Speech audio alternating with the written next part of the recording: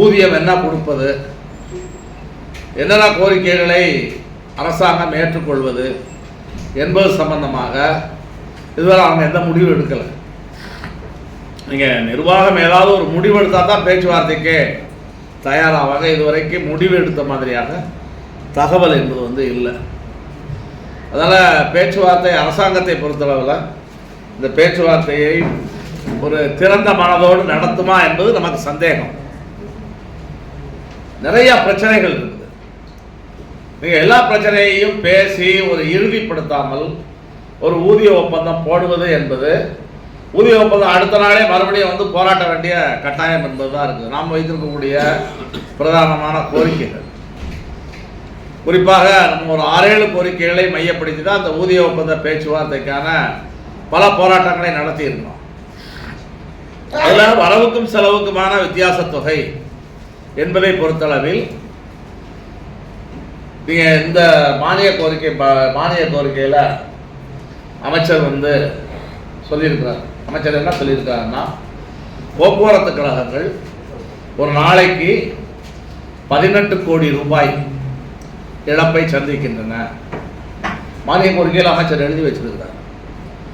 அப்படி இழப்பை சந்திப்பதற்கான காரணம் போக்குவரத்து கழகங்கள் லாப நோக்கமின்றி சேவை நோக்கத்தோடு இயங்குவதுதான். அதுதான் இழப்புக்கு அடிப்படையான காரணம். ஆனால் இந்த இழப்புக்கு இவையெல்லாம் காரணமாக இருந்தாலும் கூட தமிழ்நாடு அரசு போக்குவரத்து கழகங்கள் மிகச்சிறப்பாக செயல்படுகின்றன அப்படின்லாம் மானிய கோரிக்கையில் எழுதி வச்சிருக்காங்க.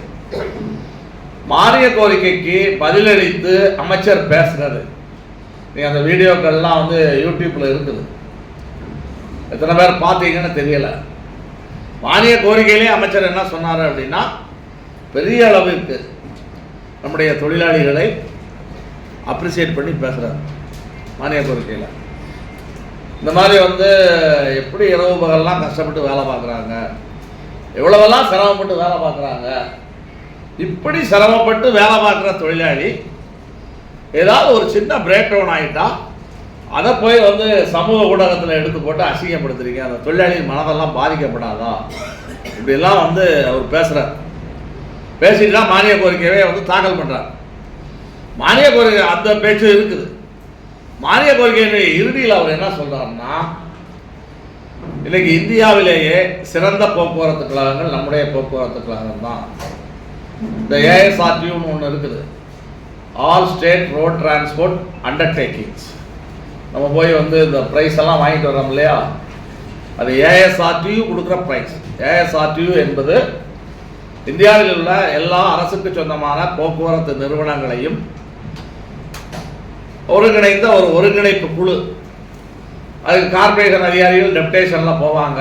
இந்த ஏஎஸ்ஆர்டியூவுக்கு டெப்டேஷனில் போய் இந்தியா முழுவதும் இருக்கக்கூடிய கார்பரேஷன்கள் எப்படி செயல்படுது என்று அவங்க சில புக்கெல்லாம் வெளியிட்டு இருக்காங்க. மாதம் 3 மாதத்துக்கு ஒருக்க ஏஎஸ்ஆர்டியூனுடைய அந்த சேனலும் வருது. அந்த சேனலில் ஒவ்வொரு கார்பரேஷனுடைய செயல்திறன் எப்படி இருக்குது என்று அந்த புக்கில் முழுசாக போடுவாங்க.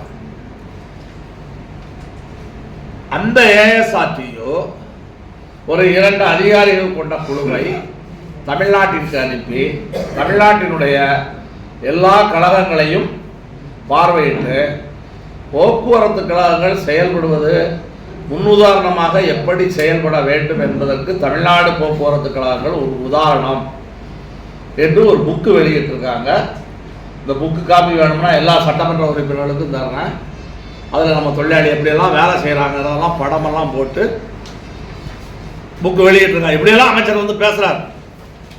ஆனால் இவ்வளவு இழப்பு ஏற்படுது எல்லாம் பேசும் பொழுது இழப்பை அரசாங்கம் முழுசாக ஈடுகட்ட வேண்டும் என்று நாம் வைத்த கோரிக்கை இன்னும் அரசாங்கம் முழுசா நிறைவேற்றல. இழப்பு என்பது போக்குவரத்து கழகங்களுக்கு ஒரு நாளொன்றுக்கு 18 கோடி, அது பட்ஜெட்லேயே சொல்லியிருக்கிறாங்க. இந்த 18 கோடி ஒரு நாளைக்கு இழப்பு ஏற்படும் போது அதனுடைய கடனும் அதிகமாக இருக்குது. இந்த பணத்தை ஈடுகட்ட வேண்டும் என்பதுதான் நம்முடைய கோரிக்கை. நாம் நீண்ட நெடிய காலமாக இந்த கோரிக்கையை வைத்த நிலையில் ஒரு காலகட்டத்தில் திமுக ஆட்சி வந்தவுடனே ஒரு வெள்ளை அறிக்கை வெளியிட்டாங்க. அந்த வெள்ளை அறிக்கையெல்லாம் போக்குவரத்து கழகங்களை பற்றி, போக்குவரத்து கழகங்களுடைய செயல்பாடை பற்றியெல்லாம் அந்த வெள்ளை அறிக்கையில் கூறப்பட்டிருந்தது. பல விஷயங்கள் முரண்பாடாக கூறப்பட்டிருந்தது. உடனடியாக நாம் இது முரண்பாடான விஷயங்கள் என்றெல்லாம் அறிக்கை வெளியிட்டோம். அவர் பிடிஆர் பழனிவேல்ராஜன் இறுதியாக அந்த இதில் நிதிநிலை அறிக்கையில் இது மாதிரி இழப்பை சந்திக்கக்கூடிய பொதுத்துறை நிறுவனங்களுக்கு, சேவைத்துறை நிறுவனங்களுக்கு உரிய நிவாரணம் வழங்கும்னு ஒரு சொல்லியிருந்தார். அதை பேஸ் பண்ணி நம்ம நீண்ட காலமாக வலியுறுத்திய நிலையில் ஒரு வரவுக்கு செலவுக்குமான வித்தியாச தொகையை, வயபிலிட்டி கேப்பை கண்டுபிடிச்சு கொடுக்கறதுன்னு சொல்லி ஒரு அரசாணை திமுக ஆட்சி காலத்தில் தான் போடப்பட்டது.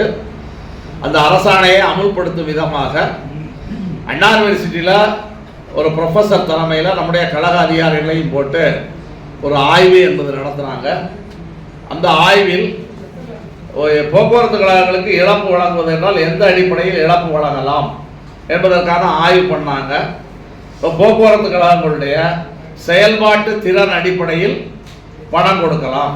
இப்போ செயல்பாட்டு திறன் என்பதற்கு இன்றைக்கு அடையாளமாக ஒரு 4-5 பேராமீட்டர் வச்சிருக்கிறாங்க. போக்குவரத்து கழகங்களுடைய செயல்பாட்டு திறனுடைய பேராமீட்டர் எவ்வளவு கேஎம்பிஎல், கிலோமீட்டர் பெர் லிட்டர் கொடுக்கிறது. அது மாதிரி ஃபியூட் யூட்டிலைசேஷன், வாகன பயன்பாடு எப்படி இருக்கிறது, கியூஆ ஆக்குபேஷனல் ரேஷியோ, பயணிகளுடைய கொள்ளளவு அடர்த்தி எந்த அளவுக்கு இருக்கிறது, டயர் பெர்ஃபார்மன்ஸு, என்ஜின் பெர்ஃபார்மன்ஸு, இதெல்லாம் தான் அளவுகோல். இப்போ இந்த அளவுகோலை அடிப்படையாக வைத்து தான் அந்த ஏஎஸ்ஆர்டிஓ பல விருதுகளை கொடுக்கிறார்கள். அந்த விருதுகளில் பெரும்பகுதியான விருதுகளை வாங்குது. அதாவது 18 மொத்தம் 72 விருதில் 18 விருதை வாங்கியிருக்காங்க. 25% சொன்னால் கூட அமைச்சரே சட்டசபையில் என்ன சொல்கிறாருன்னா, தமிழ்நாடு கவர்மெண்ட் வாங்கிற செயல் ஊக்கத்திறன் அடிப்படையிலான விருதுகளில் 75% நம்ம தான் வாங்கியிருக்கிறோம். மீதி மற்ற இடங்களுக்கு விருது கொடுத்துருக்காங்கன்னா கட்டடம் நல்லா இருக்குது, கட்டமைப்பு நல்லா இருக்குது அப்படிங்கிறதுக்கு தான் மற்ற கழகங்களுக்கு விருதோ தவிர செயல் ஊக்கத்திறன் அடிப்படையில் அதிக விருதுகளை நம்முடைய போக்குவரத்து கழகங்கள் தான் வாங்கியிருக்கிறேன். இதெல்லாம் அமைச்சரே சொல்றாரு. அப்போ அந்த செயல் ஊக்கத்திறன் எப்படி இருக்க வேண்டும் என்பது சம்பந்தமாக ஆய்வு நடத்திய அந்த குழு இதுக்கு மேல போக்குவரத்து கழகங்கள் தங்களுடைய பெர்ஃபார்மன்ஸை உயர்த்த முடியாது, மேக்சிமம் எந்த அளவுக்கு அச்சீவ் பண்ண முடியுமோ அச்சீவ் பண்ணிட்டாங்க. அதான் இந்த பெர்ஃபார்மன்ஸை அடிப்படையாக வைத்து இவர்களுக்கு இழப்பீடு கொடுக்கலாம் என்ற அடிப்படையில் ஒரு அரசாணை வெளியிட்டது. அப்போ அந்த அடிப்படையில் அந்த எல்லா கார்பரேஷனும் கூடி ஒவ்வொரு கழகத்திலும் எவ்வளவு இழப்பு என்று சொல்லி ஒவ்வொரு கழகத்திற்கும் வரவுக்கும் செலவுக்குமான வித்தியாச தொகை எவ்வளோ வரணும்னு சொல்லி கவர்மெண்ட்டுக்கு ரெக்கமெண்ட் பண்ணாங்க. மாதம் ஒன்றுக்கு 500 கோடி அப்படின்னா 6000 கோடி ரூபாய் ஒரு வருடத்திற்கு கொடுத்தால்தான் இந்த பிரச்சனைகள் தீரும் என்று நாம் மார்ச் 6ஆம் தேதி கோட்டை நோக்கி பேரணி, ஏன்னா மார்ச் 13 பட்ஜெட் வெளியிடுற நிலையில் நீங்கள் வரவுக்கும் செலவுக்குமான வித்தியாச தொகையை கொடுக்க வேண்டும் என்று அந்த பேரணியெல்லாம் நடத்தினோம். தொடர்ந்து இந்த கோரிக்கையை நம்ம 13 வருஷமாக நம்ம பேசிக்கிட்டு இருக்கோம். 2013 குற்றாலத்தில் நடந்த நம்முடைய சம்மேளன கூட்டத்தில் தான் இந்த மாதிரி போக்குவரத்து கழகங்களில் இவ்வளவு சிரமம் இருக்குது, என்ன காரணம் என்று சொல்லி ஆய்வு பண்ணி பேசி இது ஒரு சேவைத்துறையாக இயங்குகிற குழந்தைகள் தான் இவ்வளவு இழப்பு ஏற்படுது, இந்த இழப்புக்கு அரசாங்கம் பணம் கொடுக்கணும், எனவே வரவுக்கும் செலவுக்குமான வித்தியாச தொகையை கொடுக்கணும் என்ற கோரிக்கையை உருவாக்கி 2013 2016 வரைக்கும் அது நம்முடைய கோரிக்கை தான். 2016 தான் அதை பொது கோரிக்கையாக மாற்றினோம்.